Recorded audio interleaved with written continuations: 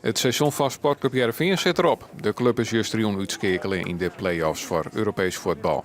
Heerenveen won in het eigen Abel Enstra stadion zijn AZ uit Alkmaar met 1-0 door een doelpunt van Luciano Slagveer in de 40ste minuut. Maar dat wiet min om het 3-0 verlies van Aron de Wieke goed te maken. Het is even flink zoer, maar Heerenveen zoekt toch weer om op een goed seizoen. Ik denk wel als je over het hele seizoen terugkijkt, en mag je wel tevreden zijn, denk ik. Alleen het is wel zonde dat je in de play-offs, zeker die wedstrijd daar, teleurstellend speelt. En dat gevoel is nu nog overheersen natuurlijk, want je ligt eruit. Alleen de komende paar dagen zal ook wel een beetje een tevreden gevoel terugkomen, denk ik. Nou, ik denk dat wij met z'n allen kunnen terugkijken op een heel goed en geslaagd seizoen. Er zijn veel jonge spelers bijgekomen. We hebben toch heel veel leuke wedstrijden gehad hier in het Abelense stadion. Veel punten gepakt.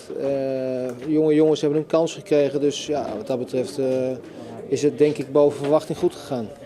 Het was je laatste wedstrijd in het Abelense. Hoe voelt dat? Ja, het is ook wel een beetje apart. De play-offs, in één keer is het afgelopen. Dat is altijd een beetje een raar gevoel. Ja. En het feit dat dit de laatste wedstrijd was, is natuurlijk ook een beetje typisch. Jammer. Aan de andere kant, ja, het gaat gewoon weer verder. Er komen weer een andere hier en ik ga dan naar Alkmaar. Ik moet zeggen dat het een mooie periode is geweest. Ik heb altijd met heel veel plezier in het stadion gewerkt. En ik vind het een goed stadion, een sfeervol stadion, goed publiek. Dus het was altijd een plezier om hier te werken.